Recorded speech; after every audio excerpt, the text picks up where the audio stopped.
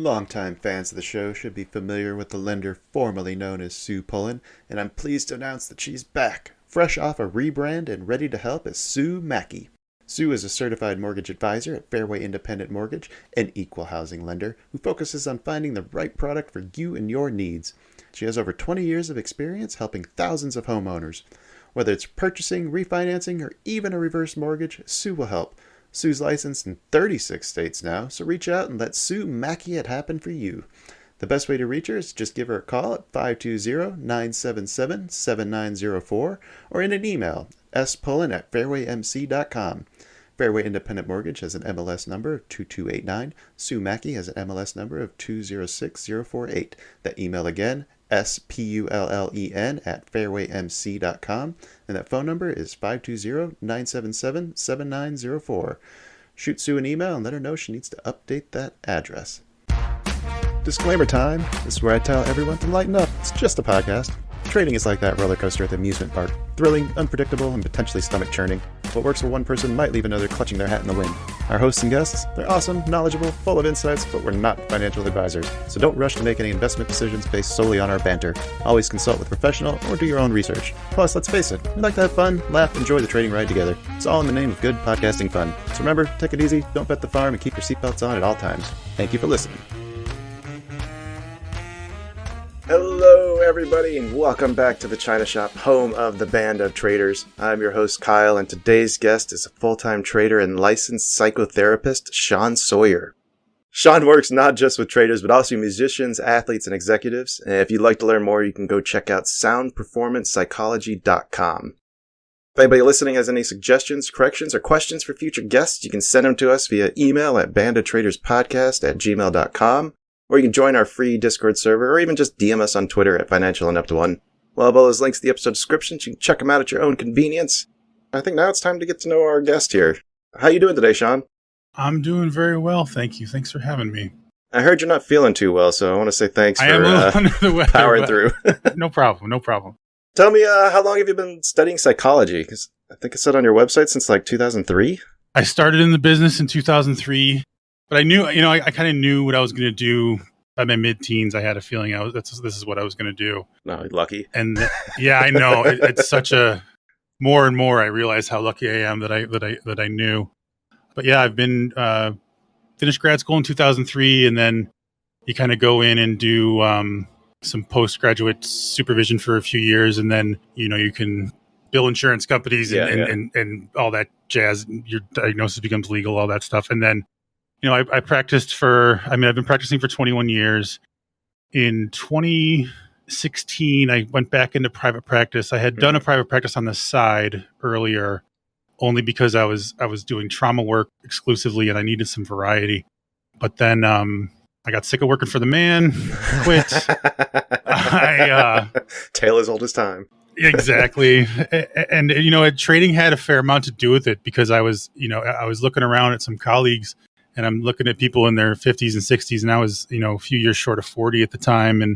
And I'm thinking, I don't want to be, these guys are renting, these guys are in trouble financially. I don't want to do this. I need to do something else, or do something additional or whatever. And then marijuana got listed on the stock market, and I thought it was kind of hilarious in certain ways. I own Cresco Labs. Yeah, I spent a lot of time in my youth learning the ins and outs of the product. I was a late bloomer. And I had stopped for so long because of my career, and you can lose your license to practice and all that stuff before it got legalized. So I found it fascinating, and it got me into trading, and I had like kind of the stereotypical story where I caught one of the first CBD plays. Yeah. Okay. Remember when CBD drinks became the pump and dumps of like the OTC? It was India something company, and they ran from like $1 to $17 or something, and I was this is so easy. It was literally one of my first 5 trades. Oh, of course. Yeah, exactly. So let me ask you then, did that trade set you back, or did that get you started? It got me started. Because a lot of times those early wins can actually cause a lot more trouble down the road. Oh, they did that. Okay. They did that, but they hooked me. Yeah. They hooked me. I was like, this is fun.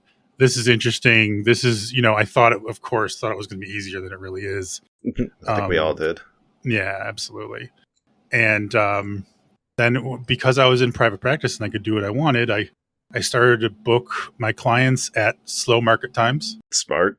And in the evening. Yeah. So I wasn't tempted to trade during bad times to trade. And more, I pared down my private practice and traded more. And then I got into trading psychology because I thought, seems natural.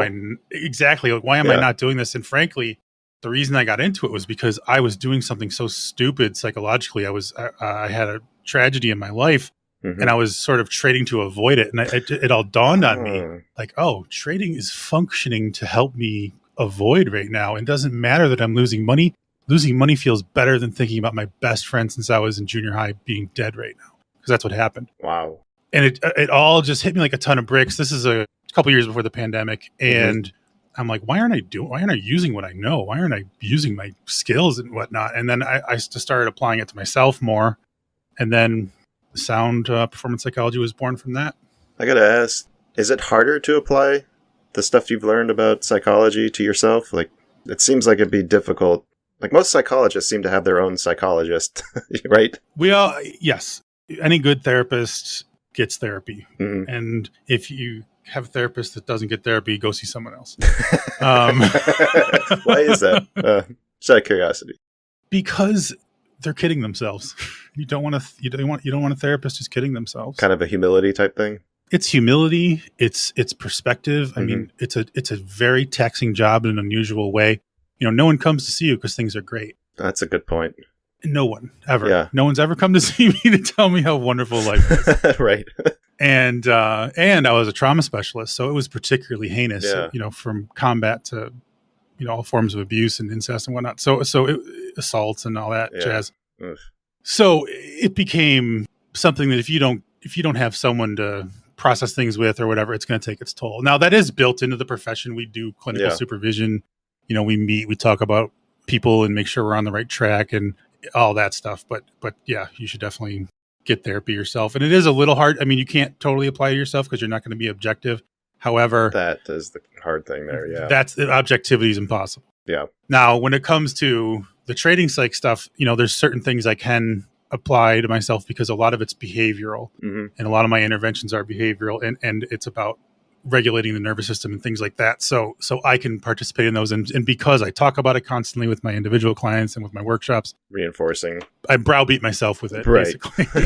It becomes one of those things where if you're not doing the things you're telling everybody, it becomes that much harder to not do them, almost. It does. And I'll tell you what, it shows. And two, there is nothing, because I'm not going to lie, I discovered this. There's nothing harder in my profession anyways. There's nothing harder than having a terrible day trading and doing dumb stuff and then turning around and talking to people about trading psychology. Yeah. Aside from like the hypocrite, I don't know if it's really hypocritical or not. I mean, we're all human, but it became such an incentive to trade better so that my evenings when I do start seeing my clients or in the midday or whatever, that those became more pleasant, probably more pleasant, less stressful, because if I had a bad day, it was just amplified because I didn't want to talk about trading, I know I've had it's hard scheduling these interviews because I usually do them around lunchtime because it's like the slowest time in the markets. But if I have a shitty morning, like, man, sometimes I'm just hoping that guest cancels because I just don't really feel like talking about trading right now. Right? Yeah. It's so true. And that's one of the best incentives to doing this. I really love what I do. It's fun. I realized when I got down and was really not working much and mostly trading that I didn't enjoy. I wasn't as satisfied with life as much. Yeah. So it's really nice to have the mixture. You need both. I do. Yeah. If I got rich. There's something fulfilling that you get from helping somebody else through trying times that you don't get from navigating them yourself in the stock market, right? Yeah, there is. And, there's the old, like, oh, I like to help people. and that's true. Yeah. I mean, I'm definitely like a self-sacrificer, but I just also find people fascinating. Yeah. And that was always a driver, as much as like there's this altruistic do-gooder, oh, I like to help people. I just found people fascinating And I have met a huge variety of humans in my life. I've had a huge amount of intimate relationships, a very specific type of intimate relationship. And it just gives you so much perspective and insight on things. And then now working with traders, that's been different too, because, I'm in the Northeast, and now I would say the majority of my clientele is in Texas and a little bit in the Midwest, and then random here and there, a lot in Australia. For some reason, I'm popular there. You probably should get you set up with Phil Muscatello. He might like talking to you then. Absolutely. So working with traders, it's very different too. Almost everyone's type A or perfectionistic. Perfectionistic. Yeah, or has what I call unrelenting standards is a more accurate term than perfectionism. I think. That's a good phrase. And it's really the verb of perfectionism, unrelenting standards. Yeah, I think it makes a lot of sense. And I'm stealing that from a guy named Jeff Young. It's not my. I appreciate that my about original you. work there. I really have an issue when people start to just pretend they've made all this stuff up. It's like, one thing if you don't know that it's been done before, but yeah, my workshop materials have citations. It's ridiculous when people claim they created this thing. It's like, no, especially because other professionals are going to know. I know, know where it comes from. We've all heard it before. Right. But anyways, they're not advertising to them though. Yeah. Touche. Exactly. So just working with traders has been another unique experience and been really fun to get to know different types of people and different values, different, perspectives than mine. And it's always interesting to find that common ground. And especially now, just we're in such a divisive country, it's been interesting to work with people and be able to see that consistently. No, you can't really talk. I was going to ask if how many of your clients are on the one edge of the extreme on one side or the other, but you probably can't talk about that kind of stuff. So in terms of talking about clients, I'm practicing as a coach. Yeah. Okay. So it does loosen up. That being said, I pretty much stick with HIPAA. Yeah. But as long as you're not giving out what they call identifying information, you can refer to it. So most of my clients are more on the the right side than the left side for sure. I was just curious if they're more in the middle, like the majority of people I've met. Like you got the vocal 10% on either end. Correct. That seems to get most of the attention, and it feels divisive, but that's just because we're not listening to the 80% that are sitting in the middle saying, "What the fuck is going on?" It's really wild how we've empowered the fringe. Yeah, it's fair to say most are, I guess middle right. Yeah, middle, but and most of the time it never comes up except, obviously this past week has been pretty wild with right. I don't want to get too much into that. I do want to ask, though, how did you get introduced into trading? Was it somebody that you were working with? A friend? Yes. Okay. Oh my God. I almost forgot that part because it was one of the receptionists and she showed me, what's that app? What's the one that was all sketch? Yes. Yeah. And she showed me something she was doing and she was all excited. She made some money. I'm like, interesting. I started Googling and I'm like, wait a second, weed is in the stock market? So it was that combination of those two things. And I just thought it was interesting. And it all blossomed from there. That's because you're not the first psychologist turned trader that I've met. Rich Friesen was one of the first guests that we've ever had. He's a psychologist / trader. Used to trade the pits in San Francisco. I'm surprised that there's not more, like you don't hear about more of them. I think we're rare ducks because the nature of the personality type that goes into the profession. Mm-hmm. People think I'm nuts. My colleagues are like, you do what now?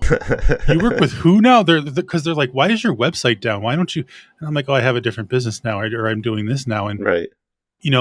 Frankly, they're a little judgmental of it. I think there's a lot of self-righteousness in my profession. Yeah. A lot of sanctimony and, it's kind of like, oh, you're helping who? And it's like, I'll help whoever wants to help. Anybody who's asking for it. Like, get off your high horse, man. Right? Yeah, exactly. Whoever's willing to be vulnerable and do the work, like, rock on.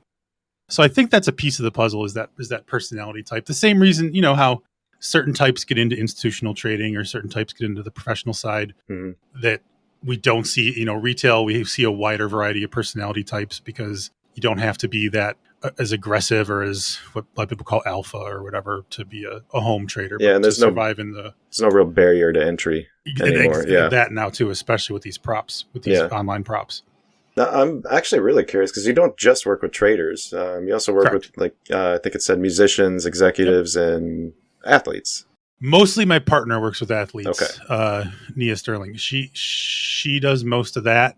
I got in early a few years ago. I got in working with some classical musicians, and then it's always a word of mouth thing. Mm-hmm. It's always a word of mouth thing where, a couple people do well and they tell their friends. So I ended up working with a lot of classical musicians, and that's been steady. And then the executives dates back to my private practice back in 2010, Mm-hmm. when I used to collaborate with my father, actually, who was a consultant for various, basically a communication consultant Mm-hmm. in the business world. And Okay. I'd work with some of his clients, and we would do EMDR and for helping them with performance, a lot of times around public speaking anxiety or anxiety in meetings. Mm. And it all kind of blossomed from there. So it was natural to start working with traders. Very different fields, obviously, but Yeah. performance is performance. Well, I wanted to ask about some of the similarities you see between those different professions and traders. Like, do they kind of struggle with the same types of things? Or are there similar exercises that help them succeed? Well, that's a good question. So traders are definitely different. That's putting it mildly. I mean, think about it. We're all of us are choosing basically the toughest job in the world. I mean, the job with one of the lowest success rates in the world. So that says something. Yeah, there's got to be some self-belief or arrogance to even step foot in that arena, right? Or desperation. Yeah. Oh, interesting. Or desperation. So that's different. But parallels between them two would there's a lot of type A. The classical musicians there's a lot of that unrelenting standards I mentioned. Mm-hmm. And because there's musicianship is so precise when it comes to that type of musicianship. And that's primarily the musicians I worked with. They're all classical. Mm-hmm. And the precision, the perfection, the working with a team requires so much. And there's so much pressure to perform by your peers immediately sitting next to you. There's where it starts to differ, because it activates different issues in people because their performance is live in front of everybody. As traders, we can hide. Yeah. We can hide our shame. We can hide our losses. We can reset prop accounts or whatever it is we do. I think that actually hurts us more. It kills. It's terrible. Yes, precisely. Huge problem. Yeah, I mean, like you said, having the conversations after trading, encourage you to trade better. Yep. Anytime I've ever streamed live with other people and I'm trading live with them, I've always traded the best I've ever traded in those scenarios, because you don't want to eat shit on TV. Exactly. Exactly. And one intervention I like to use a lot is trying to sort of raise that type of consciousness. What do you think it is about, if you don't mind me turning this script for a second, please. Why do you suppose it is you perform better when you're trading with people live? It's the added pressure or the fear of doing poorly and being judged, I think is what it kind of stems from. So you're looking to avoid being judged. So that might be avoiding shame, avoiding embarrassment, avoiding something like that. Shame, embarrassment, yeah. One of my primary interventions comes from existential psychology, and it's about using people's values and kind of forcing them to be very, very conscious of them while they're trading. Mm-hmm. And that's what I call the higher psychological time frames, because as traders, we, even if we're scalping, we still know the higher time frames. We know what the daily looks like. We know the 4 hour, we know the weekly, the monthly candle. And so that shame that you're conscious of that acutely in that situation is because you don't want to, appear a certain way. You don't want to be judged. There's something you care about. There's some level of self-respect. There's something self-image that I don't want to. Yes. So leveraging that stuff mm-hmm. to build an internal risk manager is one of the interventions that's really useful. Now there's some barriers in the way of that for most people, but it does work. And then that includes things like we're talking about now, including things like, when you go to trade, being conscious of, not only how am I going to come out of this, how am I going to feel tonight when my head hits the pillow? What's my husband, wife, whoever going to think? but also like, is this trade in the best interest of my kid's college fund? Is this in the best interest of me having choices next year for me and my family? And bringing those things into that moment that help really assess, like, is this trade a high quality enough trade? Interesting. And that does motivate behavior change, because values have motivational properties versus goals can be as discouraging as they are encouraging. I'll tell you what I have been doing lately that feels like it's been actually really helping a lot. And that's just like trying to build the awareness of like the emotional side of me. So when I feel those urges to FOMO, revenge, or take a trade that's not quite the best, I make a note of it on the chart, like little line to the candle. Oh, that's great. Felt some FOMO here. And then that does is that kind of breaks me out of that cycle of FOMO click, FOMO click, FOMO click. And it also clues me in to start looking now to see if there's a way to validate that feeling. Is that feeling right, or is that feeling wrong? Do I have something here I can lean on? Is there a better entry? Do I really want to take this? Maybe not. But that allows me to engage the rational side with the emotional side and try to, have them work together, which is kind of what I've been going for lately. That's a very smart way to go about it, because A, you're practicing self-awareness by doing that. And like, you must be mindful to some extent or whatever to be able to catch yourself. I would say I probably annotate maybe 10 to 20% of them, but I mean, the goal is obviously to improve. I've only been doing it for a month or so. You might be 10 to 20% ahead of the majority. Yeah, right, exactly. I've learned a lot from that 10 to 20%, so I can't really get too mad at that. And then when you annotate and you use you whether it's you pick up a pen and write down, or you start typing or whatever, that pause and that processing is a left brain, right brain activity. And that's going to, one of the reasons that helps with FOMO is because that behavior is really the key. Doing, it's not really about thinking. That behavior helps to soothe the threat mind. Yes, it helps to turn the sympathetic or the parasympathetic nervous system back on and calm you down. And that's the root of all that stuff. That FOMO and revenge trading and all that jazz. That's all fight, flight, or freeze stuff. You kind of mentioned EMDR, and I actually had that on my notes here. I wanted you to kind of explain what it is, and then maybe if you could talk about like some ways to apply that. Sure. So think of a short version.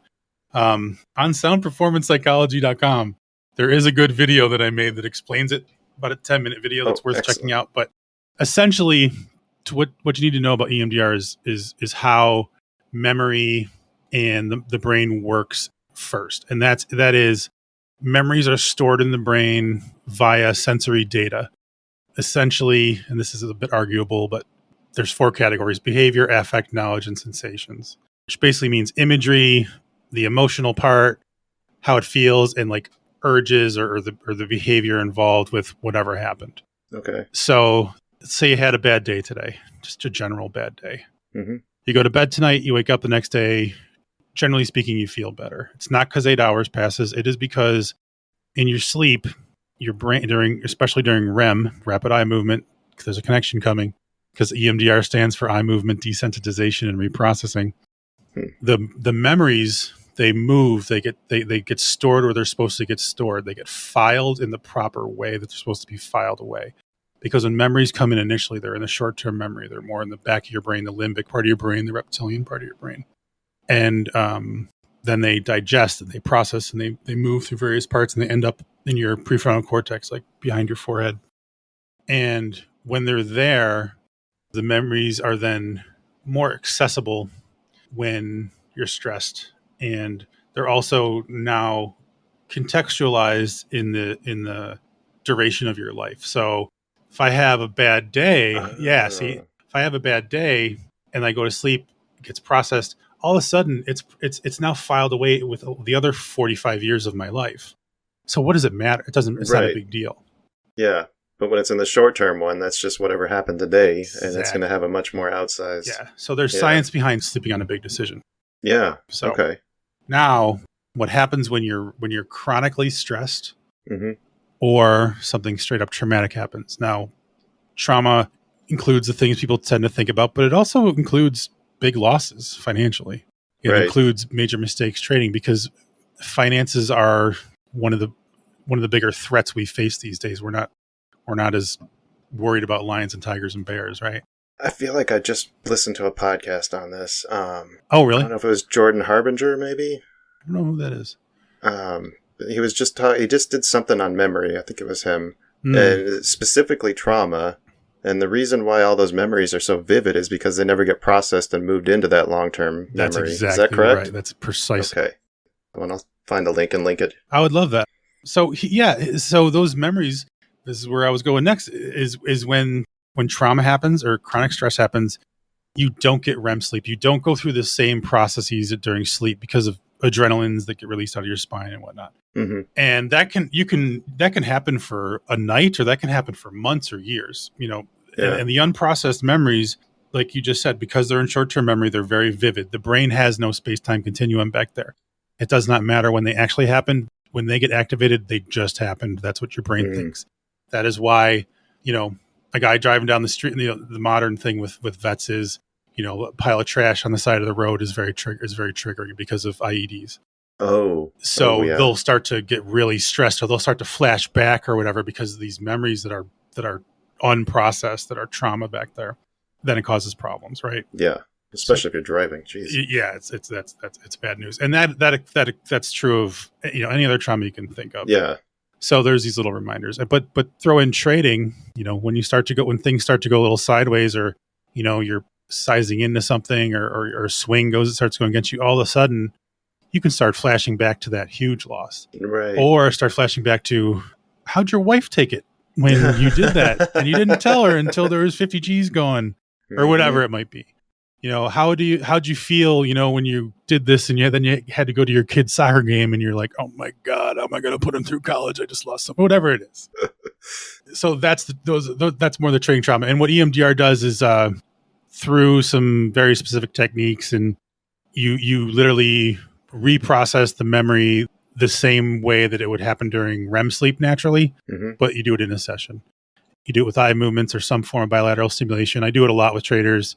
I still have a small regular private practice. I still do it quite a bit there. It's a fantastic intervention. A lot of data behind it. It's very odd. It's an unusual thing. When it came out, it was very controversial, but there's just piles of data. And there's militaries out there that require their soldiers to get it. Really? Because it is so effective. Yeah. Yeah, I got the link for your video there. I'll make sure that's in the show notes. You can check that out. Damn, I wish I'd have watched that earlier. I probably had some better questions. But that's all right. I did see another one on there, the clear mindset. If you want to kind of talk me through that, what that is. Sure. So the clear mindset, it's I'm glad you asked about that. I just started a blog about it. Okay. Because it's a really important approach, and it's what it stands for is connect, loosen, embody, accept, respond. That's the acronym. Accept. Most people seem to skip that accept stage. Accept is hard. It is, isn't it? Accept is so hard. Accepting when a trade is over. Accepting the loss on the day. Accepting a loss. Accepting when a trade's not there. Mm-hmm. I mean, we are fighting. It's fighting reality, not acceptance. And we fight reality like it's our job. It is. I mean, kind of. So it's an approach I use. So the connect piece, it's about mindfulness and self-awareness and the practical application of those. I mean, people, I think, sometimes have a woo-woo perspective on mindfulness. So they think it's some spiritual thing, and it can be. But, there's tons of data. Mindfulness makes your anterior cingulate in your brain thicker and denser. Mm-hmm. I mean, literally, it's wild. It's a fantastic intervention. It has so many health benefits. It's a great tool, and it builds self-awareness and emotional intelligence. And what trader doesn't need more self-awareness and emotional intelligence? Right. And also this clear mindset stuff. Right now, the blog is definitely more aimed towards traders. But for any high performance activity, who doesn't need that? Who doesn't need to be more in the moment? But people talk about flow. Athletes talk about all that stuff. I mean, that's being in the present. That's all it is. Yeah, it's all it is. Yeah. And if you've ever and most people have experienced it, they just don't label it as such. For example, if you've ever experienced time flies while you're having fun, congratulations. Yeah. There's you're mindful. Coding was the example I used to always use whenever I used to get into like a good rhythm, like writing a new lines of code. Like it just feels like there's nothing but you in the screen. It's great. Fun. Yeah. This blog, part of the reason I'm glad you asked, I've been geeking out writing it. It's been so much fun. And there's been nights where I'm like, it's 3 a.m. I should probably go to sleep now. Oh, you got a ton of stuff on here too. Yeah, I'll make sure I link this one. Longtime fans of the show should be familiar with the lender formerly known as Sue Pullen, and I'm pleased to announce that she's back, fresh off a rebrand and ready to help as Sue Mackey. Sue is a certified mortgage advisor at Fairway Independent Mortgage, an equal housing lender who focuses on finding the right product for you and your needs. She has over 20 years of experience helping thousands of homeowners. Whether it's purchasing, refinancing, or even a reverse mortgage, Sue will help.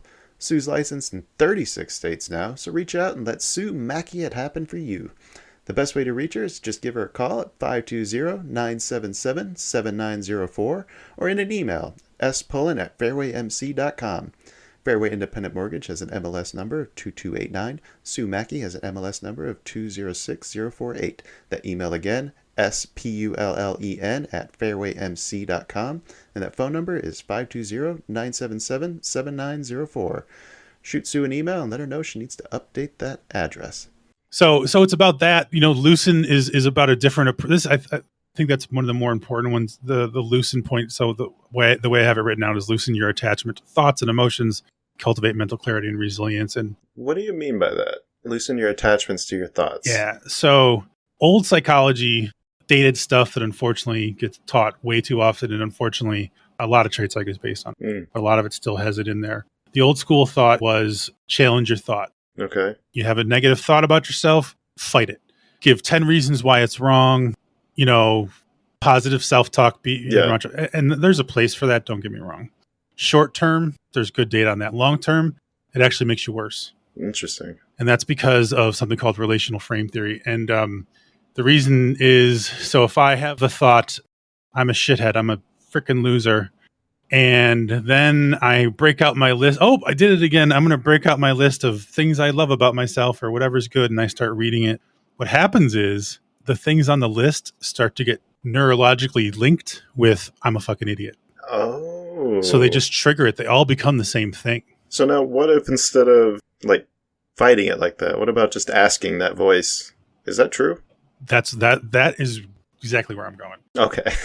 Very similar. I mean, asking is way better than telling. Yes. And I swear this was not intended. I literally one of the articles I just wrote this week was ask yourself, don't tell yourself. Because it's the difference. These people, people want to be like, I'm the best trader in the world. You're going to crush it this morning. Blah, blah, blah. That's terrible advice. It actually has almost the opposite of, I shouldn't say it's terrible advice.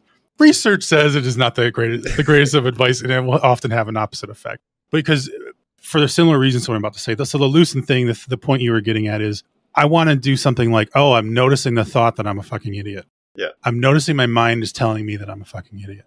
I'm noticing my shame is coming to surface during trading. Hey, what's up, shame? We're going to go and we're going to trade together. I'm not going to fight it. I'm not going to try to bury it. I'm not going to lie to myself. I'm not going to pretend I don't have it. I'm going to work with what I've got. I'm going to accept. Accept, yes. And that's the difference between modern psychology and this stuff that still gets taught, unfortunately. And that stuff isn't useless, but it's short-term good, long-term makes things worse. So it's very tricky, and I'm pretty passionate about that one, as you might I noticed, yeah. be able to tell. I tend to have a little pet peeve or gripes about things, unfortunately. The embody part is about what I was talking about before, is just using your values to help manage risk. That's something I've struggled with. The core values is just trying to identify what they are. So do you have any suggestions for exercises for people to help identify those? I do. I would think about what pisses you off is a good start. Think about what excites you is another good way to go. Think about what has been a part of your life. Like the constants? Yes. Yeah. Yep. For a long time. It's what do you enjoy? Mm-hmm. What are you grateful for? What relationships do you value the most? And then for all of those, it's why. Why do you care about it? Why do you hang out with these people? Why do you go to church? Why are you infuriated by something? Yeah. Why does this thing make you happy, sad? Those will start to give you clues. And the general categories that I use are it's like, family, health and wellness, recreation, spirituality, community, sort of broad categories. Because where would you put rational thought? Health. Okay. Health. Yeah. That's definitely one of mine. Yeah, that's a good one, and they all have the ability. You can serve all of them, even if you don't meet your goals, which is important. Okay. So if your goal is to make $1,000 a day trading, and you don't make it, you can still serve all your values and leave that day with a sense of purpose and clarity, and not beating the shit out of yourself, and not having those. It reduces the probability of those cycles we all go through. We're doing really well, and then it all crashes down. Why? Because you weren't paying attention the whole time you were doing well. Right. So. We hate targets around here too. Oh, good. Yeah, exactly what you just mentioned there. They're terrible. Who are you to tell the market what you're going to take today? And it's pretty arrogant. Yeah. It really is. But the only things you can control are your own process and how you react. And like trying to shift the focus to that has been difficult, but I think I finally started to make some headway on that. That's another exercise that I was given from Andrew in the episode I think that was published last week. I start the day now with like, who am I going to be today? And then I have some things that I write out. Like, so for example, this morning I wrote out patient, like no trades before the 15-minute OR. Number 2 is responsible. I honor my daily drawdowns. Number 3 is balanced. I'm aware of rational emotional thoughts. I do that by making notes on the charts. And then 4th was brave. Don't let fear stop me from entering my trades. Why do you care about being patient, brave? Well, let's start with those. Why do you care? Well, the first 3 I started with was patient, responsible, balanced. Those are the ones that I identified as traits that I want to embody as a trader. Like the ideal trader, like those are the 3 things that stood out most to me. Brave I added yesterday, I think, because that was something that I found fear, like kind of keeping me from taking some entries that would have worked out really well. So I thought, you know what, today I'm not going to be afraid. And from what I think is exactly what Andrew said to do, I mean, I put on a couple of spots on the charts on entries I took, like at least I'm not a chicken when the stop got hit. Because now I can celebrate, hey, I did the thing I was going to do. I said I was going to be brave today, and I was. It doesn't matter that I, didn't necessarily get the result I wanted. Exactly. I embodied the behavior that I wanted to be. Yes. Yeah. And those things are tied to something you care about. There's a reason you care about those things. And that's what I would, that's what the only thing I would or encourage you to think about as well. Okay. Is like, why do those matter? Why do you care? The patient one came about because I noticed that when I trade impulsively, it's like I didn't have enough time in front of the screen yet to kind of piece together what's going on in the market. Mm-hmm. I was just acting impulsively. So I started with that one as kind of my gauge. It gives me a chance to look over the past 15 minutes since the open. Am I making notes or am I not making notes? If I'm not making notes, then I'm definitely not balanced. So I don't need to be trading anymore. So it's kind of I think it's more of like a benchmark for me. There's also something to keep me from getting into that cycle of emotion, react. Why do you care about the cycle of emotion, react, and not being in it? Because it doesn't feel good when I look back on it at the end of the day. Those are the days that I do poorly, and those are the days that I hate my trading. So there's health. Does it affect your personal life? It used to, but now I do a much better job since I've actually started learning about myself and psychology, of talking through all this stuff with my wife. So she knows, like, hey, I had a good day. This is why. I had a bad day. This is why. So relationships are one of your values too. And your marriage. I would say yes. Yes. Your marriage is part of why you want to be patient, is what I'm hearing. Interesting. Your marriage is part of why you want to do those things, because you want to have a better night with your wife. Oh. And bringing that into the mix intraday, like put that in on a Post-it note next to your computer or whatever. Think about her face. Mm-hmm. Think about why you fell in love with her. And I know I'm getting a little therapist-y here, but those are things that make you feel good. Yeah, those are the psychological higher time frames we ignore as traders, and we need to stop ignoring. Yeah, because we would never. You're not going to, even if you're scalping, you're not going to ignore the 4 hour. You're not going to ignore the daily trend. You're not going to ignore the hourly, certainly. So why ignore the psychological versions of that? Yeah, and it's so important to bring those in, because they will affect your behavior. It's like if your wife was standing over your shoulders, you would trade different the same way you'd trade different when you're live. Yeah. And the one thing about our human brains is, unlike any other mammal, we can be reactive to our thoughts. We can freak ourselves out by just thinking something. So so that's kind of the negative side, but let's leverage it to our advantage, and let's be accountable as if our wife was over our shoulder. Would we take this trade? Would we buy that extra contract? Right. Maybe not. And maybe that's better in the long run. And maybe that makes me feel better when my head hits the pillow, or maybe that makes me feel better when I have to talk, when I get to talk to her at dinner or whatever. Right. It might be. So now I noticed that you spun that into a positive too. It wasn't think about how disappointed she's going to be if you take this trade. It was the other way around. Was that intentional? No. Okay. Well, there's a lot of fear of negative reinforcement, I think, and I'm a strong believer in aversive stimuli. Anybody in my workshop right now could tell you that the first week was kind of a bummer, because we explored some deep stuff. Yeah. So it's what works for you. Like if the negative side is crushing, then absolutely. But also, you do. To me, I think it's important to think about: do I want to disappoint my wife? Yeah. Do I want to see that look? Do I want to hear that sigh, or whatever it is? We all have a thing that, and it's not about her. And I don't mean that as like, use your nagging wife as what. I don't mean that. No, and it's not. It's not a even very about much her. a loving thing. It's absolutely about you. It is it's about me and the way I act. Correct. And I feel bad for her when she has no idea. In the early days, like, oh, he just went to bed and didn't talk to me. I wonder if I did something wrong. Like, no, it wasn't you. It was me. Yeah, exactly. And so all those things will affect decision making. They will affect your executive function. They'll help maintain perspective, because it's not a guarantee, but they will lower the probability of fight, flight, or freeze. They'll lower the probability of your sympathetic nervous system turning on. And then that just F's everything up, because once that happens, you're in tilt, your brain's offline, your frontal cortex is offline, and all your TA knowledge is gone. And that's why when you have those days and the bell rings or a trade ends and you're like, what the F was I thinking? Who was taking these trades? Yeah. Because someone else it was. Wasn't you. Yeah.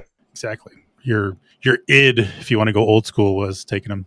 You said something there. I wanted to clarify it, but I don't remember what it was. I'm curious, who's the Andrew you're referring to? I feel like I don't know these guys you're talking about today. Andrew, we've done like the 3 recent episodes with them. I think we're going to be doing a psychology one with them. Oh. Yeah, so it's a lot more focused on like parts work type stuff. As in internal family systems? Is that, I don't know how to define it. It's like who's my greed? Like, who are the key components that make up like the inner me? Oh, interesting. Is he a psychologist? He is not. This is all stuff that he spent the last 2 years working on, but it all lines up with a lot of the stuff Rich Friesen has put together. So I've been wanting to put him in with another guy, with either Rich or maybe someone like you to let him bounce some of his ideas off of. Cool. And see how much of it overlaps, because a ton of it does. Yeah, I mean, what you just described sounds familiar. Yeah. Yeah. Well, let me ask you then about deep-seated beliefs. Like, what is a deep-seated belief? Deep-seated belief is something that is baked in and usually against your will. Okay. Can you give me an example of something? Sure. I'm a piece of shit. Can you give a more positive example? Yeah, I feel bad not saying no. That's not true. Yeah. So when we're kids, when we're growing up, is when this stuff gets baked in. And frankly, a lot of it's baked in before 5 years old. It's not, and it's very, very rigid. But the long and short of it is whatever's going on in your environment, because of your parents, your caregivers, your socioeconomics, your culture, your neighborhood, your variety of things, you are going to have responses to that the same way anything responds to their environment. And the reason I used the I'm a POS thing was, if I'm a kid and I'm criticized constantly, or my parents are vocal about me, the disappointment they have, or they're undermining or something like that. Eventually, what kids do is when their parent calls them a name or gets upset with them or tells them they're worthless or something horrible, a day will come where the kid doesn't get upset anymore, and the kid's just like, yeah, I know. Oh, that sounds terrible. It is, and everyone has some issues like that. Of it, yeah. There's many contexts. It can be this kind of shame one. It can be abandonment. It can be, it's like if your parents are drunk and you need their help and they're never there for you. There's one day when you're just like, man, people aren't reliable, and you just buy it. And or if the only way you get your needs met is by being completely self-sacrificing or people-pleasing, the day will come where you're like, I don't matter, everyone else does, I'm going to take care of them. And those all manifest in trading in different ways, but they become deep-seated because at some point they were adaptive to believe. For that kid to believe he's a POS, it actually is adaptive at that time in that context, which is why I referenced my thing as contextual trading psychology. Because in that context, it's better to believe you're a POS because you don't get upset anymore. Yes. So you don't spend your days distressed. You just know you're a piece of shit and you go about your business. And It's I know it sounds awful, but yeah, it is exactly. That's why I said against your will. It's perpetrated. Yeah. Perpetrated. And that's the difference. And all those things are perpetrated. Kids can't escape, or, for mammals, we hold our kids a long time. And you can't escape. There's no realistic. You're not running away when you're 13. You're not realistically. You can't run away till you're a decent age, and even then, it's still difficult. So you're trapped, and that is a tenet of any trauma, is being trapped. Whether it's a car accident, a sexual assault, a trade where you've lost money. Right. There's a trap. I don't mean you can't sell out of a trade. I just mean you're trapped in like this money's gone, and now I have fewer options and choices and things like that. Yeah. I'm getting beat up as a kid. You can't move out. Right. You got to go home and get beat up, or do whatever you can, make yourself unimportant, make yourself invisible so that stuff doesn't happen. But then as an adult, it starts to manifest, and maybe you don't have enough self-respect to respect your stops or respect your capital, or you don't mean enough. There's a lot of ways it manifests. I don't mean to get too in the weeds here, but that's the deep-seated belief, are things like that. And they're very rigid. They maintain themselves. They like to maintain the homeostasis, like any organism does. We all do it. Charts revert to their mean, traders revert to their mean. And our mean a lot of times is not that great. It's especially if we didn't have a great childhood. Yeah. And even if you did have a pretty good one, there's still something. Right. I've been noticing lately, and I don't know if this is the like midlife crisis age or what's going on, but I've been noticing moments throughout the day that I never noticed before where I just feel like I'm a kid again. Sometimes it's like sitting eating lunch, like I'll catch myself swinging my foot on the stool, and like suddenly I just feel like I'm suddenly transported back, and I'm like 6 years old again, trying to remember how to hold a fork. Like so it's generally experienced in a positive way. I don't know. There's the reaction to it isn't necessarily positive. Like the reaction is more like, why am I feeling so childish right now?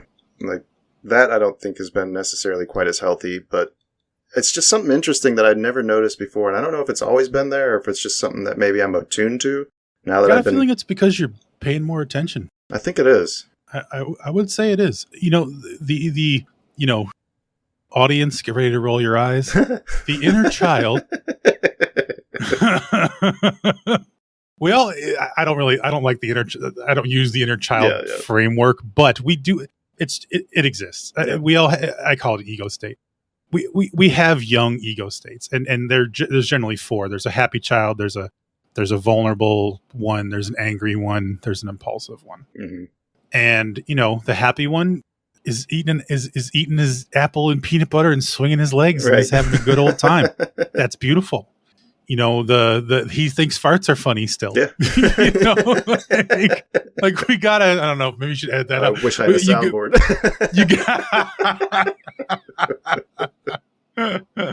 Yeah, we need those things, and the hurt, vulnerable in a sort of more helpless way.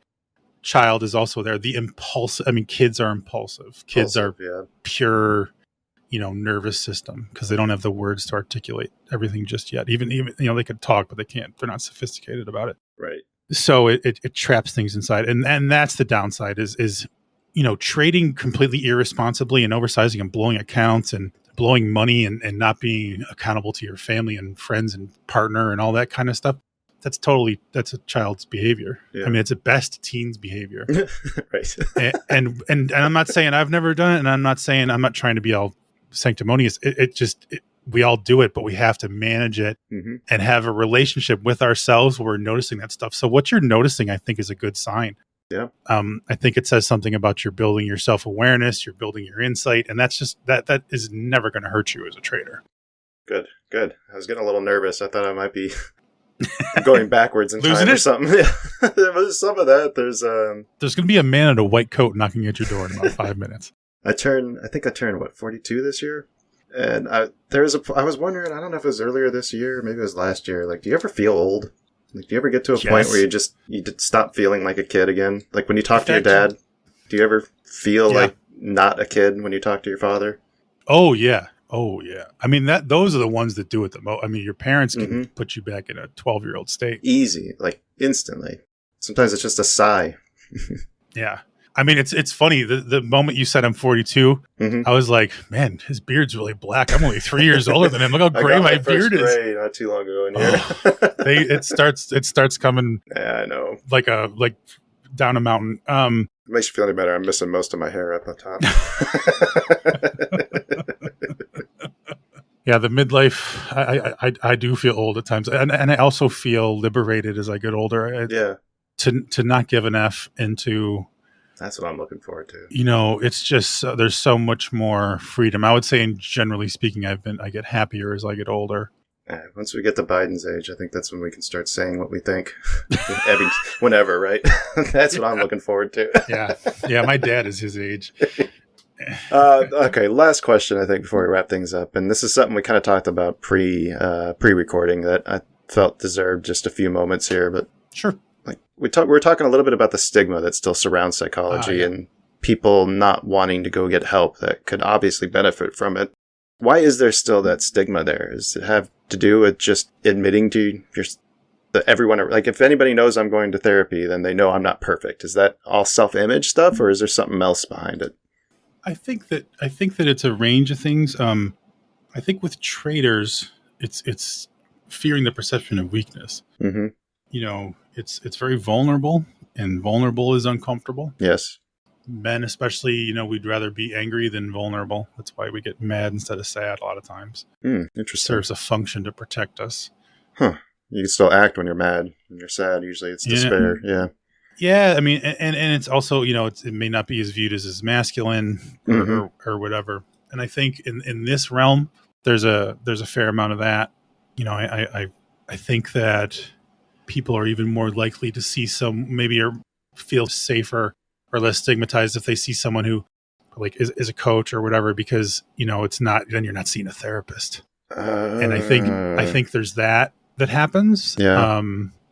People, I think they're just more readily open to talk about it.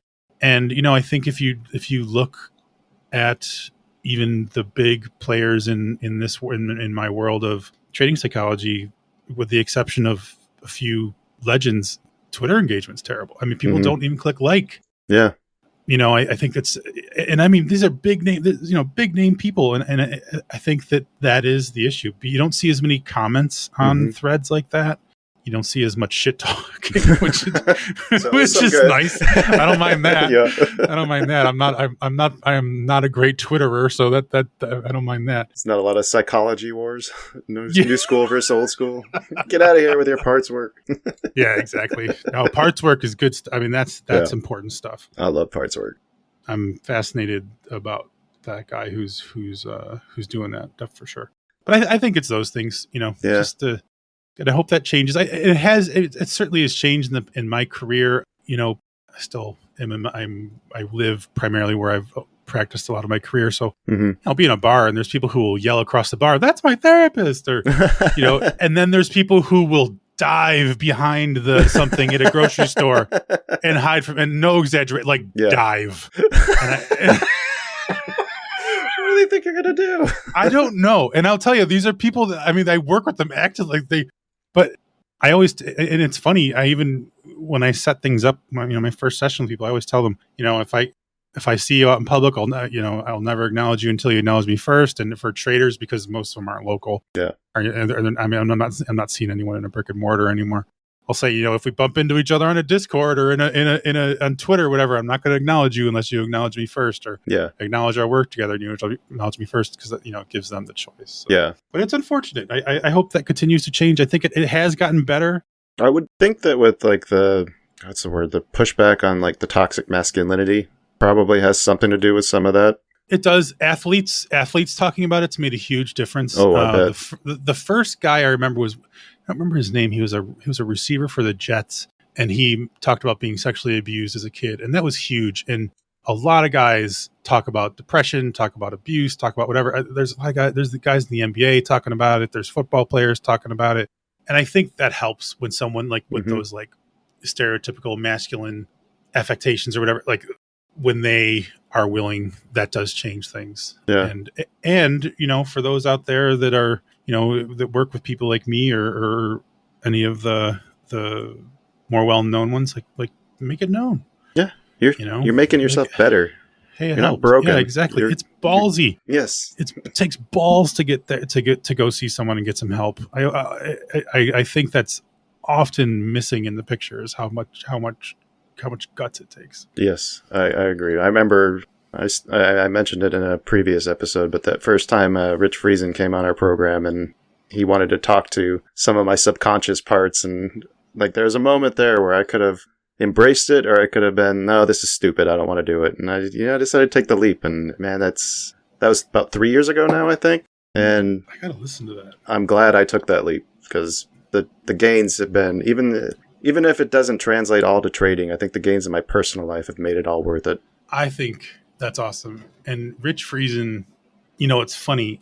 I can't remember if I spoke to him. I think I spoke to him on Reddit or something. Mm-hmm. He's awesome. Yes. And he's big on mindfulness. Yep. And I can't stress enough how important that stuff is. And so anyways, I'm looking forward. I'll have to check out that episode because I did not hear that one. So rock on to that. Shout out to Rich Friesen. Before we wrap up, then, if you want to, one more time, you want to tell people what you do, where they can find you? Sure. Sean Sawyer, on the internets, on the interwebs, you can find me at soundperformancepsychology.com. On Twitter, I am Sean Sounds Psych. Thank you. I'm Sean Sounds Psych.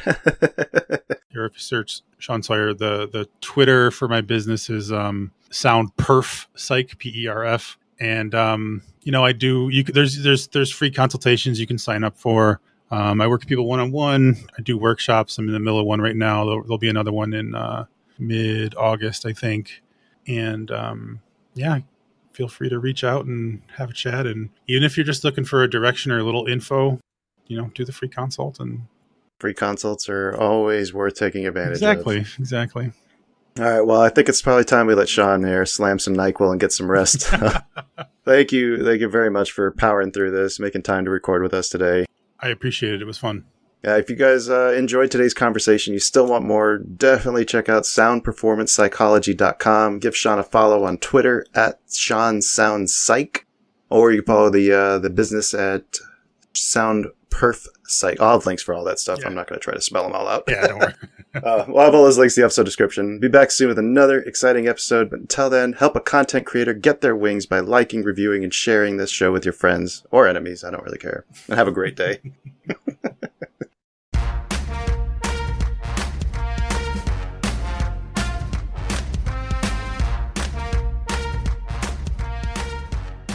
This podcast is intended for informational and educational purposes only. It does not constitute financial or investment advice and should not be construed as such. The hosts, guests, and contributors of this podcast are not licensed financial advisors, brokers, or professionals. Any trading or investment decisions made based on the content of this podcast are solely at the listener's discretion and risk. Trading and investing in financial markets carry inherent risks, and past performance is not indicative of future results. Listeners should conduct their own research and seek advice from qualified financial professionals before making any financial decisions. The views, opinions, and information shared in this podcast are those of the individual contributors and do not necessarily reflect the views or policies of the podcast creators or associated organizations. Produced by China Shop Productions.